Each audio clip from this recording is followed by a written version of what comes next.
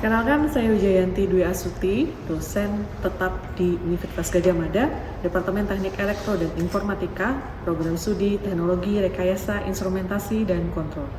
Kali ini saya akan menjabarkan tentang RPKPS mata kuliah Metrologi Industri yang diambil oleh mahasiswa di semester 5 dengan bobot SKS sebesar 2 SKS. Mata kuliah Metrologi Industri mempelajari salah satu cabang metrologi yang berfokus pada pengukuran dalam lingkup industri untuk memastikan bahwa pengukuran yang dilakukan dalam proses produksi, pengujian, dan inspeksi dapat dipercaya, akurat, dan konsisten. Beberapa aspek yang dipelajari melingkupi pengenalan terhadap alat ukur, proses pengukuran, analisis terhadap hasil pengukuran, dan pengembangan terhadap metode pengukuran. Adapun capaian pembelajaran lulusan yang dibebankan terhadap mata kuliah Metrologi Industri mencakup 5 aspek.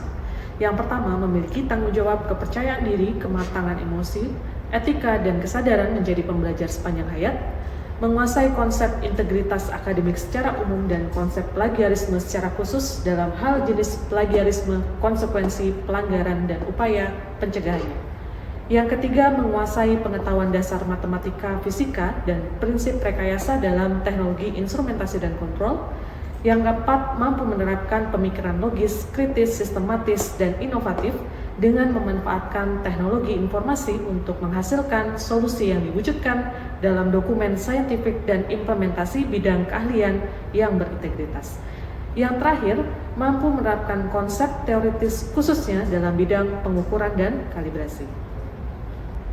Adapun capaian pembelajaran mata kuliah pada mata kuliah Metrologi Industri meliputi mahasiswa mampu memahami konsep dasar metrologi dan peranannya dalam industri, mahasiswa mampu memahami karakteristik instrumen ukur dan mampu mengidentifikasi faktor yang mempengaruhi hasil pengukuran, mahasiswa mampu menerapkan pendekatan matematis untuk menghitung ketidakpastian pada hasil pengukuran, mahasiswa dapat menganalisis data hasil pengukuran, mahasiswa mampu membedakan kesalahan sistematik dan acak, mampu mengidentifikasi sumber ketidakpastian, dan melakukan evaluasi ketidakpastian tipe A dan tipe B, serta ketidakpastian gabungan.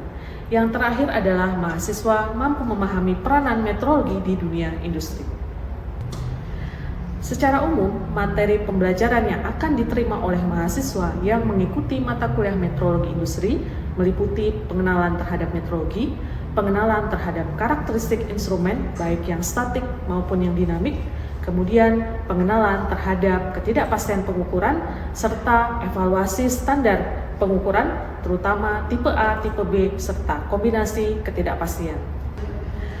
Metode pembelajaran yang diberikan kepada mahasiswa adalah pembelajaran berbasis kasus yang relevan terhadap mata kuliah Metrologi Industri.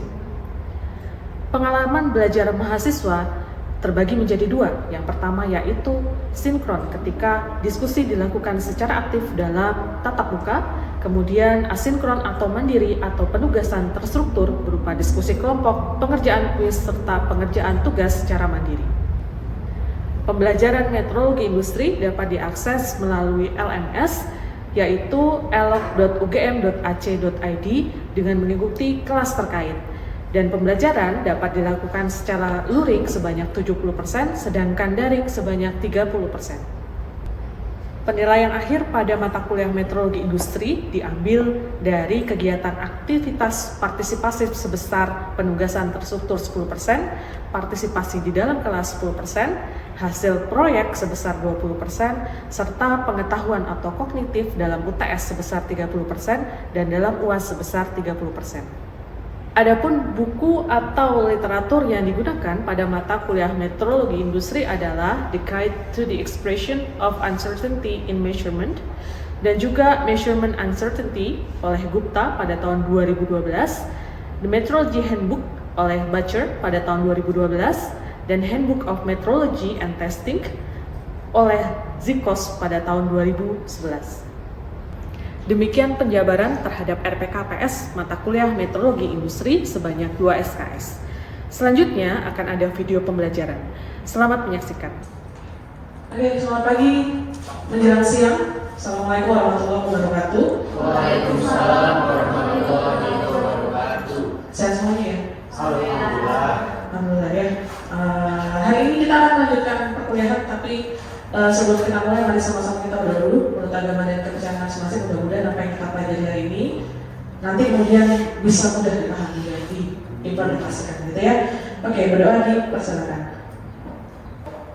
Oke, saya langsung lanjutkan materi ya. Jadi melanjutkan pekan sebelumnya, ini sebenarnya sudah saya sampaikan juga sebenarnya. Kalian pasti sudah melihat juga ada assessment bagaimana kemudian nanti nilai akhir dari perkuliahan ini akan dihimpun sehingga nanti menghasilkan nilai dari skor A sampai dengan D gitu ya. Apakah mungkin D kalau kalian masuk terus seharusnya D itu bisa dihindari gitu. Jadi nilainya itu yang paling tinggi memang dari UTS dan juga UAS seperti itu ya. Kemudian ada beberapa rules, ini juga sudah saya sampaikan. Tolong kita harapannya nanti kita interaktif saja. Kalian kalau mau nanya silakan langsung interupsi kalau misalkan ada yang perlu ditanyakan atau kemudian ada penjelasan saya yang mungkin kurang mudah dipahami seperti itu ya. Kemudian ini juga sudah saya sampaikan sebelumnya, jadi mungkin kita akan next saja ya. Kalau kalian mau belajar lebih dalam lagi terkait dengan metrologi, karena mahasiswa seharusnya mencari materi tidak hanya dari dosen tapi juga aktif berselancar di media sosial, aktif kemudian mencari literatur terkait gitu ya. Buku metodologi sudah banyak sekali, silakan kalau mau cek.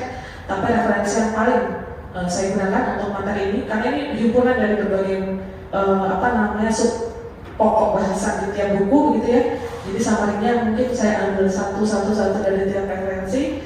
Kemudian kalau butuh biasanya kalau mahasiswa kalau melihat via buku kan agak sulit ya, baca itu susah gitu. Jadi saya menyediakan juga ini adalah link video yang kemudian kalau kalian bisa mau lihat gitu ya sambil santai gitu daripada yang lihat yang kemudian malah justru menghilangkan ilmu gitu ya. Silakan coba cek video ini, nanti kalian bisa mempelajari lebih detail terkait dengan metodologi. Walaupun mungkin ini tidak secara detail saya sampaikan semuanya ini ya. Ada beberapa yang kemudian linknya itu bentuknya playlist gitu. Jadi kalau misalkan mau dilihat secara terstruktur dari video pertama sampai dengan pembelajaran terakhir bisa juga sih. Tapi saya lupa di mana ya. Jadi silakan dicek sendiri ya. Oke, baik, untuk konten saya yakin kalian sudah tahu metodologi itu apa karena sudah saya sampaikan juga. Kemudian measurement secara basic, karakteristik pengukuran, kemudian ada akurasi secara umum ya, dan kemudian standar dalam pengukuran, metode dan seterusnya sepertinya harusnya sudah paham karena sudah saya sampaikan. Nah, untuk hari ini kita akan mempelajari lebih jauh lagi. Secara spesifik kita akan mempelajari terkait dengan ketidakpastian dalam pengukuran, sesuatu yang kemudian tidak bisa kita lepaskan dari metodologi gitu ya. Tahu ya metodologi adalah yang mempelajari tentang pengukuran. Oke, baik, saya anggap itu sudah clear ya, jadi jangan salah dengan metodologi ya. Metodologi kan terkait dengan climate gitu ya, terkait dengan iklim. Oke, hari ini mungkin tidak sebenarnya materinya sangat kompleks, tapi mungkin tidak bisa saya jelaskan semuanya. Sebagian kecil dari 3 topik ini kita akan membahas terkait bagaimana kemudian menganalisis data sehingga kemudian bisa disajikan dalam bentuk ketidakpastian dalam pengukuran. Kalau dalam penjelasannya ini sebenarnya tidak menjadi bagian dari parameter yang dipertimbangkan dalam ketidakpastian pengukuran. Kita cek satu ya. Mistakes by operator. Berarti apa? Kalau misalkan kita mengukur sesuatu pasti ada human yang melakukan, operator yang melakukan. Human error ya, kesalahan dari manusia. Nah, ini sebenarnya seharusnya tidak menjadi parameter untuk kemudian menentukan nilai ketidakpastian. Kenapa? Karena human itu seharusnya sudah ditrain, seharusnya sudah bisa paham bahwa untuk mengambil suatu data, meminimalisir adanya human error itu ada tata cara kemudian yang harus dipatuhi dalam melakukan pengukuran. Saya contohin, contoh paling gampang ya. Kita mengukur, saya sebenarnya dengan contohnya karena contoh paling basic. Ruang larutan ke dalam gelas ukur ada scale-nya ya. Kira-kira kalau pengamat yang baik itu mengamatinya dengan kondisi seperti apa? Mata sendiri dengan scale-nya ya. Nah, harus ada dengan scale-nya. Nah, itu gimana? Ketika human atau operator sudah mengambil data sesuai dengan yang seharusnya gitu ya, tata cara yang seharusnya, maka sumber-sumber error seperti seharusnya bisa dihindari gitu ya. Sehingga nanti mistake dari operatornya seharusnya bukan bagian dari ketidakpastian pengukuran gitu ya. Kemudian nextnya, toleransi juga bukan merupakan ketidakpastian dalam pengukuran. Toleransi ini adalah apa? Toleransi multimeter misalnya. Multimeter itu biasanya kalau multimeter apa ya kira-kira ya? Penacak itu penacak bagian belakang dari alat ukur. Pernah? Apa biasanya apa ada di sini? Spesifikasi berapa? Rentang ukurnya. Oh, dari resolusi. Yang paling dekat dengan metronya apa? Resolusi. Nah, resolusi apa resolusi? Resolusi apa resolusi? Resolusi adalah kira yang paling kecil yang kemudian bisa terbaca oleh alat ukur. Nah, itu sebenarnya adalah bagian dari materinya. Nanti yang tadi akan berkorelasi. Jadi dalam penentuan ketidakpastian, itu ketidakpastian itu saya nggak tahu ya, mungkin tahunya ketidakpastian itu hanya satu Bu. Padahal kan nggak ada ketidakpastian tipe A dan ketidakpastian tipe B. Belum pernah ya? Ada ketidakpastian tipe A, tipe B. Tipe A dan tipe B ini apa sih gitu? Dalam pengukuran ada istilahnya kalau kalian dalam praktikum biasanya melakukan apa? Dalam pengambilan data berapa lagi? Pengambilan data dalam praktikum, misalnya saya mau ngecek satu kali apa berapa kali? Sekali dua kali. Dari 2 kali ya. Itu kalau istilahnya kalau dalam praktikum misalnya dalam perulangan data. Perulangan data ya. Perulangan data. Ternyata perulangan data maksudnya apa? Type apa tadi kira-kira? Kalau di sini type A ya. Jadi kalau disebut dengan type A dan type B itu bedanya apa sih? Kalau type A itu adalah semua pengukuran guys. Ketidakpastian yang kemudian bersumber dari salah satu yang paling utama adalah perulangan data. Itu nanti kalau perulangan data masuknya itu adalah uncertainty tapi type-nya type A. Bedanya apa sih type A dan type B Bu? Nanti rumusnya yang akan digunakan untuk menganalisis tentu saja beda gitu ya. Jadi kalau type A itu bersumbernya dari perulangan. Kalau type B sumbernya dari apa? Sumbernya dari itu tadi, sumbernya dari contohnya gini. Kalau saya punya alat kemudian sudah pernah dikalibrasi, ada sertifikatnya, misalkan ada sertifikat yang kemudian menginformasikan kondisi instrumennya, itu yang dijadikan acuan untuk kemudian ada sumber ketidakpastian yang sudah dicantumkan. Sebenarnya nanti saya akan tampilkan juga contoh sertifikat kalibrasi yang nanti menampilkan ketidakpastian gitu ya. Nah, ketika sumber ketidakpastian bersumber dari itu tadi, kayak sertifikat yang lampau, kemudian nanti ada analisis terhadap karakteristiknya seperti apa gitu ya. Kemudian kondisi lingkungan, environment.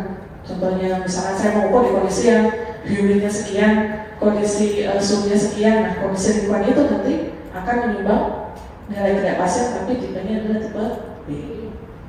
Jadi kalau tipe A itu hanya untuk yang perulangan data, kalau tipe B itu adalah ITB. Tipe A perulangan data, tipe B adalah semua sumber ketidakpastian selain perulangan data. Nah, kalau gitu. Ibu, tadi kan sudah di awal disebut kalau misalnya human error is not uncertainty. Tapi di situ di tipe A, sourcesnya salah satunya operator. Itu gimana? Jadi kalau tipe A gini, operator ya. Jadi nanti sebenarnya saya lupa menampilkan satu lagi. Jadi ada istilah repeatable, ada istilah reproduce bahasanya. Bedanya apa sih repeatable dan reproduce?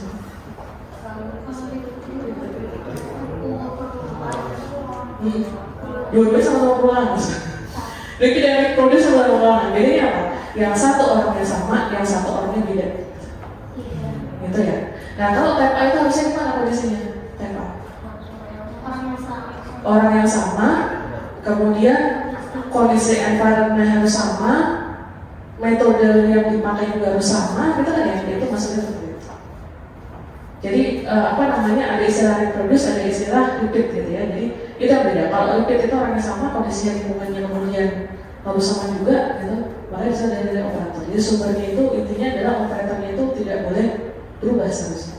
Makanya kalau kalian ambil data eksperimen ya, yang disebut dengan perulangan data yang kemudian dijadikan sumber ketidakpastian tipe A itu ya orangnya harus operatornya harus sama. Bisa dibangi. Semua informasinya targetnya itu adalah kita membuat tabel budget uncertainty. Tabel budget uncertainty itu yang modelnya seperti ini. Bersebelahan ini ya.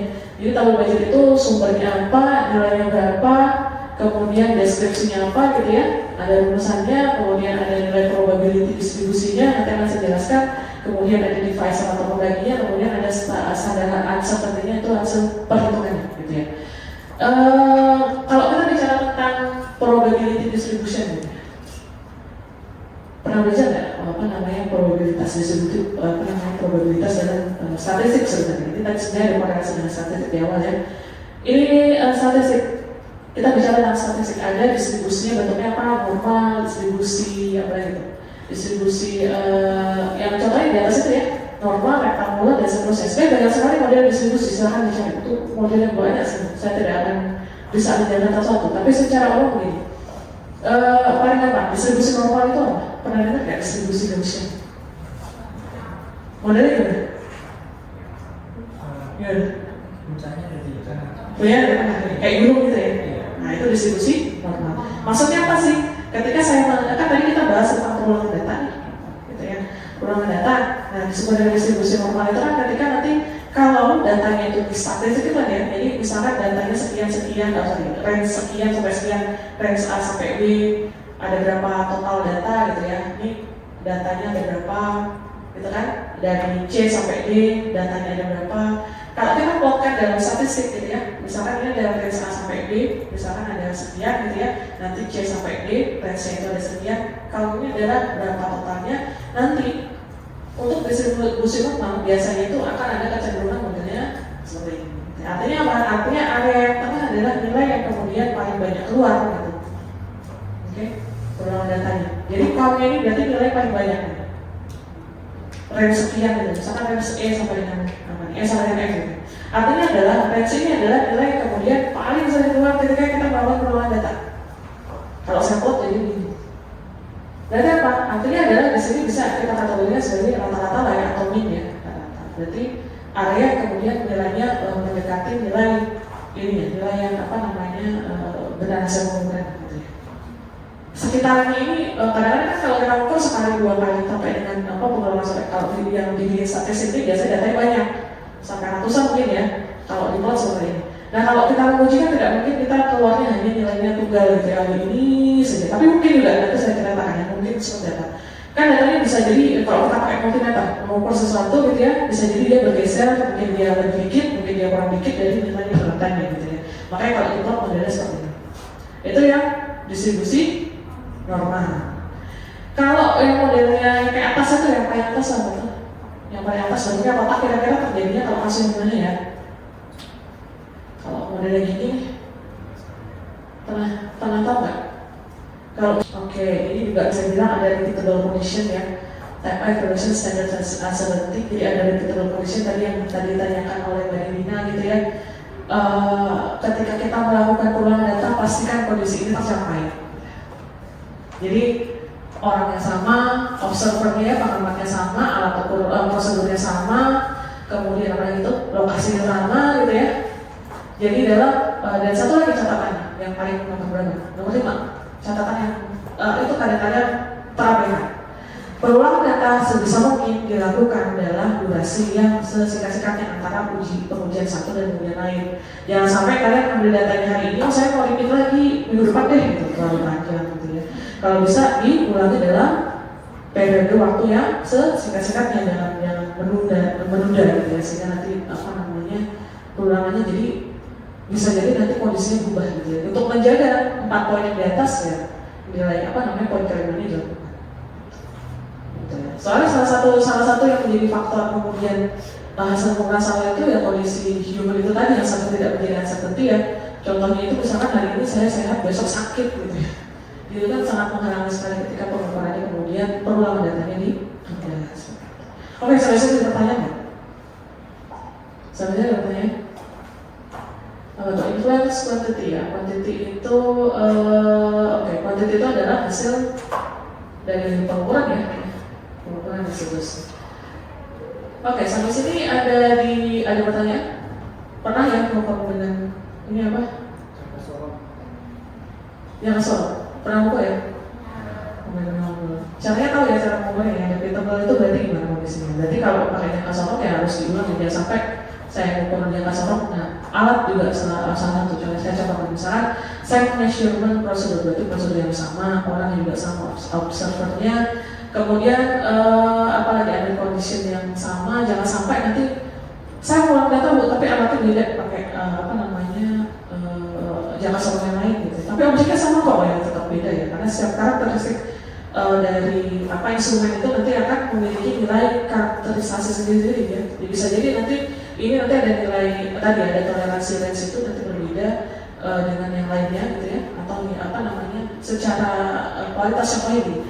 Saya mengukur hari ini dengan sama-sama jangka sorong, tapi jangka sorong yang pertama itu dia lebih teliti misalnya, komanya ada 3 ya di belakang, angka di belakang komanya ada 3. Tapi kemudian saya mengukur lagi perulangan kok dengan jangka sorong yang kemudian komanya berbeda, akan dilakukan berbeda, nanti hasilnya masuk dulu. Habisnya seperti itu. Oke, sampai sini ada pertanyaan? Oke, paham ya? Jadi kita ulangi coba, berarti yang type A itu apa? Sumbernya dari mana? Perulangan data. Perulangan data itu perulangan data itu harus tidak harus kelihatan di sini. Perulangan data itu berarti harus sama prosedurnya, orangnya sama, lokasi sama, betul, alatnya juga harus sama terusnya. Harapannya ini jangan sampai di sini aja nanti kalian mengimplementasikan itu gitu ya. Kadang-kadang suka kelupaan gitu ya. Saya menguji satu gitu ya, mau repeat lagi tapi repeatnya itu jedanya lama itu. Sebenarnya sudah ada poin di situ ya, bahwa repetisi itu harus sebisa mungkin dilakukan dalam durasi waktu yang sesingkat-singkatnya dari pengujian sebelumnya. Kalau misalnya yang diukur adalah parameter fisiologis dari manusia, itu apakah termasuk dari tipe A? Meskipun waktunya sama, terus objeknya sama, tempatnya sama, tapi kan faktor fisiologis tentunya bisa berubah, bahkan dalam satuan detik ataupun menit. Fisiologis itu maksudnya gimana? Observernya apa yang dia mati? Yang dia mati, yang diukur. Misalnya detak jantung misalnya, itu kan mungkin setnya berubah, parameternya berubah. Apakah ini termasuk ke type A atau type B? Oke, kalau jantung gimana jantung? Ada yang aneh itu, ada yang mungkin kira-kira itu gimana? Kalau seperti itu, ada yang punya ide? Bu jantung kan berubah betul. Tapi kalau misalnya seperti itu berarti nanti mencari ketidakpastiannya dari mana coba? Ketidakpastian sama mulai dari mana? Dari instrumen. Bukan dari objeknya.